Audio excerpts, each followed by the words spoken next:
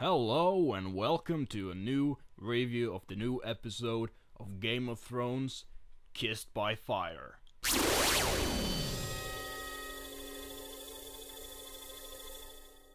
Alright, we're in the middle of Season 3 with Episode 5, Kissed by Fire. And, as I say, each time, this keeps getting better. Alright, so the episode kicks off with Beric Dondarrion versus the Hound. And this is one of my favorite moments from a Storm of Swords because it is so cool. So this is like the trial, and the trial is they have to do a combat, and the one that loses, well, if the Hound loses, well, he dies. If Beric loses, the Hound can go free. So Beric, he fights against the Hound, and what is so cool about this scene is that Beric, he puts his sword on fire, and if you know the Hound, he is frightened of fire because sometime when he was a little kid, he got burned in the face, and after that, he's been really afraid of fire. So you really see how frightened he is in the eyes, and he gets just more and more wild. He becomes like a total animal while fighting Beric, because when he sees this fire, he just have to survive this battle, and you just see in his eyes, and it's really cool. And he kind of give the same expressions as he did at the battle at the Blackwater, which was the episode he left from King's Landing because he couldn't stand all the fire. The battle began with wildfire, and that just freaked him out, and he sees more fire on the battlefield, so he leaves. So fire just really frightens the Hound, and so what happens is that he slashes his sword in Beric's shoulder, and well, the Hound, he wins and he gets to go free. But Beric, he's not dead, because Thoros, he kind of heals him with, their religion called, the Lord of Light. So he heals Dondarrion for the 6th time, and Dondarrion, he's still alive. Which is, really cool, because Dondarrion is a really badass character, because, he has this, little priest who can, heal him and stuff, and he can, almost never die. Really cool. So we got a lot of Arya in this episode. Well, some when they're in the cave, and Arya, she speaks to Thoros and Dondarrion. She's kind of angry that the Hound didn't die, because she really wants the Hound to die. And she, asks Thoros, which was a really nice touch. She asks Thoros if he can, bring back people from the dead who has lost their head, and obviously she's, she's talking about her father, Ned Stark, and of course Thoros, he's like, no, I can't do that, and Ned Stark is, he's in peace now and all that, and that was a really nice scene, and I hope we get more of Dondarrion, because he's a really cool character, and I like Thoros too. He's really cool. So yeah, but enough about Arya. We also got some Jon Snow. I'm really disappointed about Jon Snow so far. In the book, A Storm of Swords, he's like one of the highlights in the book, but so far in this season, he hasn't done really much. So far he's only had one scene in each episode, and you could say he doesn't do that much with the wildlings, since they're marching to the wall and there's not much there. But in the book, he started to grow the relationship with Ygritte, and in this series we really haven't really got Ygritte, she gets Jon Snow.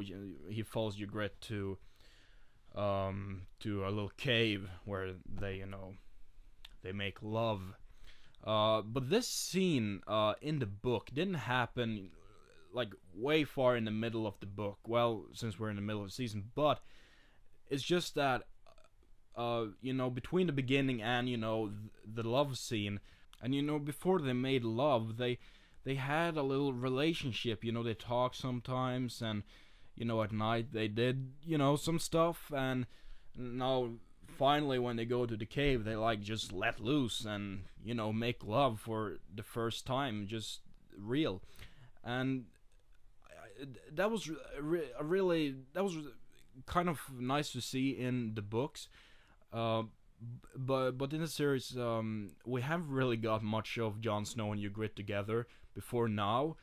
We haven't really seen them together since season 2, when she was, a prisoner, Jon Snow. So I kind of, that was kind of rushed a little bit. I would like to see more of their relationship. And overall, I would like to see more with Jon Snow and the Wildlings, because, there's a lot of great scenes, especially with Tormund and Jon Snow. They have, a lot of discussions. So yeah, but Jon Snow and Ygritte, they're finally together, and, we'll get to see more of that later on, I hope. So yeah, but it's a nice relationship. We also go back to Riverrun. We didn't get much of that in last episode. I don't think we got that at all. Some of it. And, well, Karstark, he is a dumbass and kills the Lannister boys. If you remember, it was probably episode 2 or 3, where Jane is, talking to these Lannister boys, and they ask, can really Robb turn into a wolf at night, and all that, and they keep the Lannister boys. They're like the nephews for Tywin, I think, and they keep them captive in Riverrun. But Karstark, he's just a really aggressive guy, because Jaime, he killed his son on the battlefield, and he also killed his son when Jaime was imprisoned. So Karstark, he has this really anger, and he hates everyone who has the name Lannister. So he kills some guards, and he kills the Lannister boys, and this angers Robb a lot. He gets crazy, and he goes as far as executes Karstark, which is insane, but he does it. And Robb is a dumbass, because if he hadn't done that, he wouldn't lose half of his army. Now all the soldiers who is loyal to Karstark, they leave Robb's rebellion. So Robb is kind of alone here. His army just gets smaller and smaller, and he's kind of losing this war. So in one of the last scenes in this episode, when he's with Jane, and he's showing Jane on the map more of where's Winterfell and there's King's Landing, and then he finally gets this idea: what if I go to Valor Frey and asking for soldiers to march on Casterly Rock? If you don't know what Casterly Rock is, it's the home for the Lannisters. So Robb thinks that he can gain more power if he, take over Casterly Rock. So, I get his plan, but at the same time, it's going to be difficult, because he promised to marry one of Valor Frey's daughters, and he didn't. He married Jane. So Valor Frey, he's, I don't think he's very pleased about that. So we'll see what happens. I know what happens since I read the books, but at the same time, it's really cool to see what will happen in the TV show. But yeah, we got a lot of Robb in this episode, and I really like the execution scene, because it had that same music from season 2 when Theon executes, I don't remember his name, but he was one of those, he had this really weird beard, but he was with Catelyn most of the time in season 1 and half of season 2. But it had that same scene, and the rain and everything, and the music is so chilling and epic. But I would say it wasn't quite as epic when Theon executed that guy. So, but I hope this is the main music for every execution scenes. That would be cool. So yeah, but that was Robb Stark.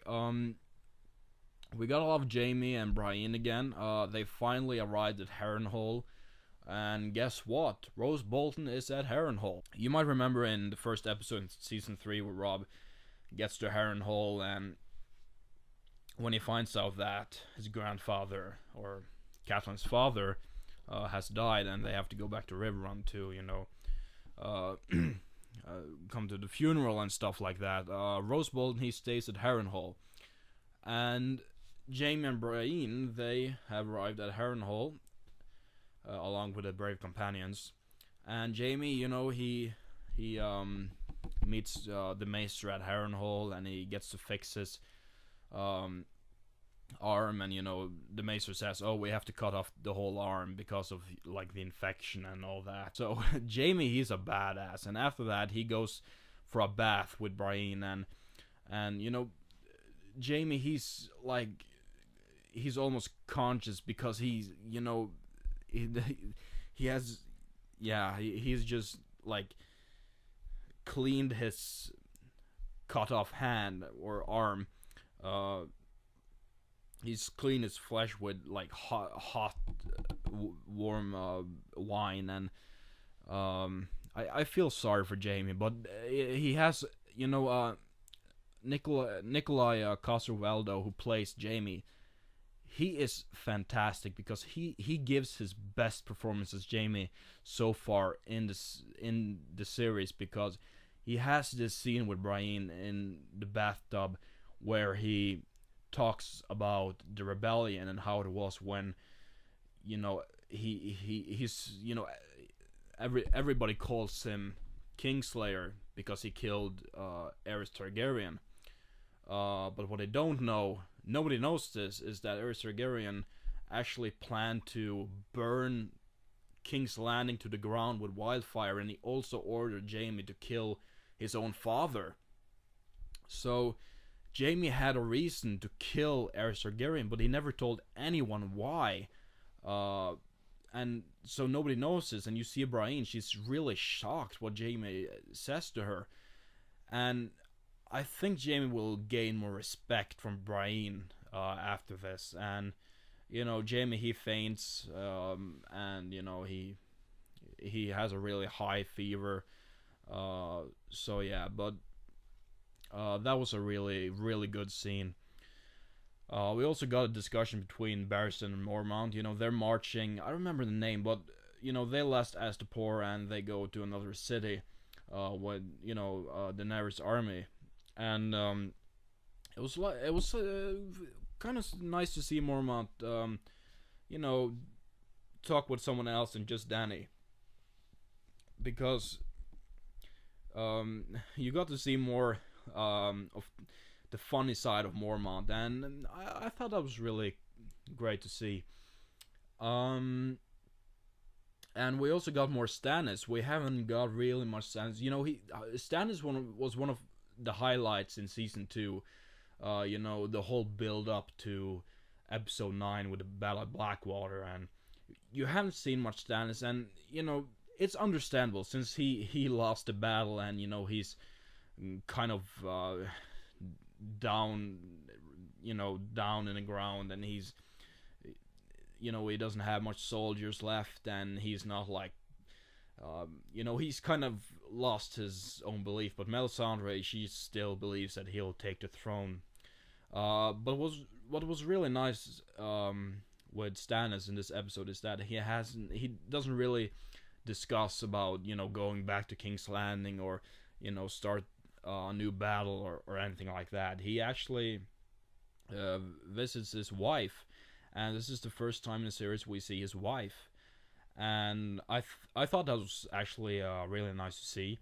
And we also got to see his daughter, which was also really cool. And speaking of his daughter, she's really good friend with the Anya Knight, who is Davos. And we haven't seen much Davos since the first episode, where he was thrown to a dungeon where he tried to kill Melisandre because he doesn't trust her. But yeah, the girl she visits Davos at the dungeon, and what was really nice about that scene was that she brought him a book, and she actually wants to learn him, teach him to read, and I thought that was really nice. That was a nice touch. Yeah, I can see that this episode is going to be very long, but there's a lot of things that I want to talk about in this episode, because a lot of my favorite moments from the book was in this episode, so there's a lot of things I want to talk about. And the next thing, which is going to be one of the last things, is that Tywin has decided that Tyrion must wed Sansa. Yeah, poor Tyrion has to wed poor Sansa. And this is really sad. I knew this was happening, but I was kind of doubting too. Since, the last episode when we saw Sansa and Marjorie discuss about that Sansa could marry Loras, and when Marjorie becomes queen of Westeros, she has more power, and Cersei, she has no power over Sansa, so Marjorie can decide that Sansa can go to Highgarden with Sir Loras. But that can just be thrown in the trash can, because Tyrion, he must wed Sansa. And it was a really nice scene also, because Cersei, she seems so pleased, and she finally gets her revenge on Tyrion. But right before Tywin leaves the council room, he says, "And Cersei, you must wed Sir Loras." So, and she's like really shocked, and she wants to be with Jaime. She doesn't want anybody else. So, it was nice to see that she got finally got some harshness from Tywin, because Tywin has been really harsh to Tyrion now lately, but finally, he's kind of a bit harsh to Cersei, so that was nice to see. But yeah, the wedding, the wedding is probably going to be next episode or the episode after that. But it's a really interesting relationship between Tyrion and Sansa, because Tyrion, even though he's a dwarf, he's a grown man, and Sansa is just a child. So there's a really interesting relationship between those two, and I really like the wedding scene from the book, so it's going to be interesting to see that in the TV show.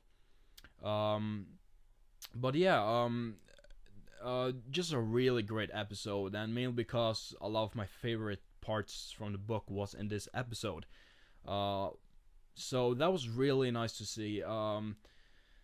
Overall, probably I have to say, well, this episode was almost as good as the last one.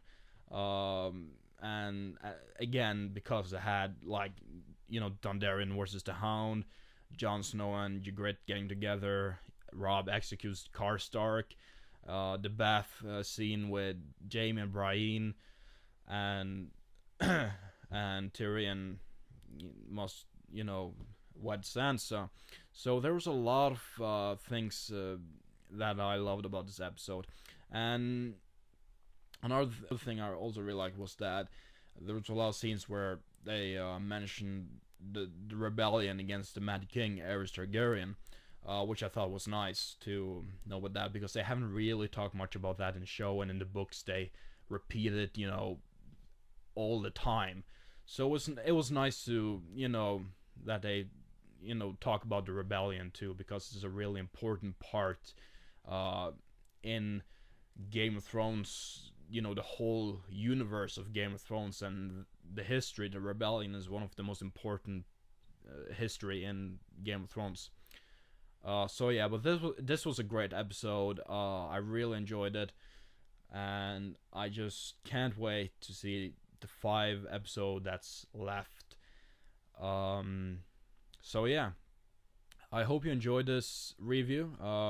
If you liked it, please press the like button. And if you really like this video and you have liked my other videos, then please subscribe, and you'll see new stuff coming from me. Alright, so I hope you enjoyed, and I'll see you next time. Goodbye.